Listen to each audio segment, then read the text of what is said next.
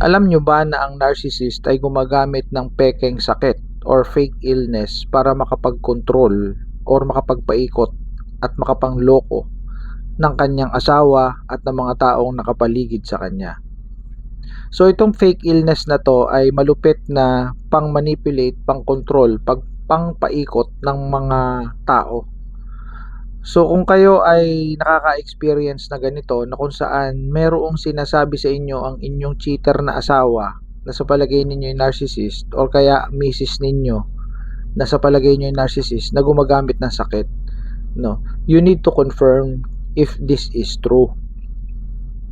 Ngayon, kung peke yan, alam nyo na yon. Ginagamit niya yon para maawa kayo sa kanya, maging maalaga kayo sa kanya, no, behind all the abuses or all the cheatings, lahat ng kapabayaan, no, lahat ng lack of responsibility, accountability, para hindi siya makapagtrabaho, ma-enjoy niya yung nasa bahay lang at nagagawa niya ang gusto niya. So yung mga ganon, so nagkukunwari na may sakit. Ngayon, masasabi nyo naman na, o may tatanong nyo naman na, sir, paano kung totoo? So that's another story. But ang ending pa rin yan is manipulation or pang-control sa inyo para kayo maloko, para maituloy niya yung mga abuso, no? So halimbawa, siya ay meron diabetes, no, na-diagnose siya. O totoo, may mga diagnosis na sinabi ang doktor na meron daw diabetes, tapos meron siyang hypertension, meron siyang ganito, ganyan. So confirmed. But here's the catch. Gagamitin niya yon against you para ma-manipulate ka. But my point here is, no, magko-concentrate about dun sa fake illness, no? Sa fake, pinag-compare ko lang kung sakaling totoo nga. But basically, gumagamit ng fake illness ang narcissist. Pwede niya sabihin na meron siyang malalang sakit, like meron siyang cancer. Pwedeng sabihin niya na meron siyang problema sa pag-iisip.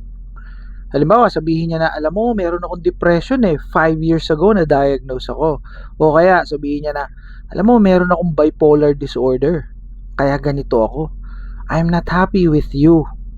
I'm not happy with this family. Di ako masaya sa ating mga anak at sa iyo pagkasama ko. Ewan ko ba kung bakit magagaganon. Pero may cheating, 'di ba? This is to justify the cheating. Minsan sasabihin na meron siyang taning ang buhay.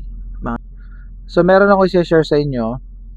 So meron akong follower dito na nagre-request sa akin na i-share ko daw yung kanyang experiences para daw makatulong sa mga kagaya niyang biktima, no?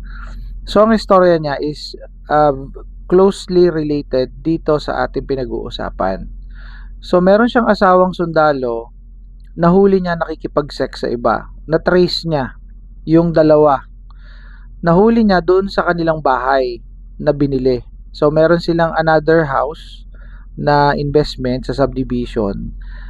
It happened na nag-selfie yung babae doon sa harap ng subdivision. Nakita niya na, teka muna, subdivision namin ito na pinag-investan, no? So nagkameron siya ng idea na baka nandun sa bahay nila. So, you know, woman's instinct, no? Pinuntahan niya, nahuli niya, sa madaling salita, fast forward, nagse-sex, hubot-hubad. Siyempre, naghiwalay yung dalawa nung nung pagbukas na ng pinto, tumanggi pa. Ang sabi nung mister niya, walang nangyayari, na yun na nga sex. Pero syempre may nangyayari doon. Anong ginagawa ng mga yun doon? Nagpipiko. Nagja-jack-in po yun. Magkapatong sa ilalim ng kumot. Diba? So, yun na yun, 100% may nangyayari nga doon. Ang nangyari ngayon is nagpa-coach siya sa akin after that, siguro mga a few weeks, nung nahuli niya, hindi na niya kaya, nakita niya yung contents ko, nagpa-coach siya sa akin, and then ginaid ko siya. So ang guidance ko sa kanya ay, kako, ganito yung yung ginagawa ng mga misis na pinagtataksila ng asawa. Ito yung mga senaryo na pinakita ko siya ng mga senaryo na ito yung dapat gawin, no? So ito na nga, hindi mapatawad noong wife yung kanyang husband na sundalo dahil dun sa ginawa. Ikaw ba naman, 'di ba? Mahuli mo na nakikipag-sex, no? Actual na actual do sa kabit. So malalim yung kanyang pinaghuhugutan, no? Na-trauma siya sa madaling salita. Ngayon, ang gustong mangyari ng kanyang husband, patawarin agad siya. Gusto niya yung instant patawad na parang walang nangyari. So lack of empathy. Kitang-kita niyo naman yung lack of empathy. Pero mo, ang datingan nito is kinukonsensya pa yung misis niya na paano yung mga bata, pagkatapos ng mga ginawa ko sa'yo, ayaw mo akong patawarin, ganito lang, nagkamali lang naman ako ng kauntian, ganyan. So ito na nga, nagdahilan na. Ang sabi niya ay pupunta siya sa ospital, samahan siya.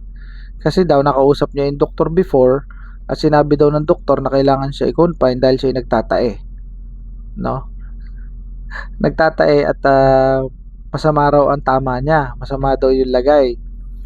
Ang sabi ko, kung hindi mo kaya na gawin ito, pwede mong sabihin sa mga kamag-anak niya na samahan or kaya ay doon sa kilala mo na po pwede na sumama na related or closely related, halimbawa ay pinsan or kung sino man, kasi hindi niya kaya hindi niya kaya puntahan yung asawa niya, na trauma siya ngayon ganito, hindi na nga niya sinamahan, alam nyo hindi naman nagpa-confine and then wala naman nangyari hanggang ngayon, actually buhay at wala naman sakit. You see the scenario, you see this. So this is an example of pagwawalang hiya ng isang tao, mapatawad lang, gagamit ng fake illness. Okay? So, medyo mahaba na yung content. So, see you in my next content. I hope it helps. Bye for now.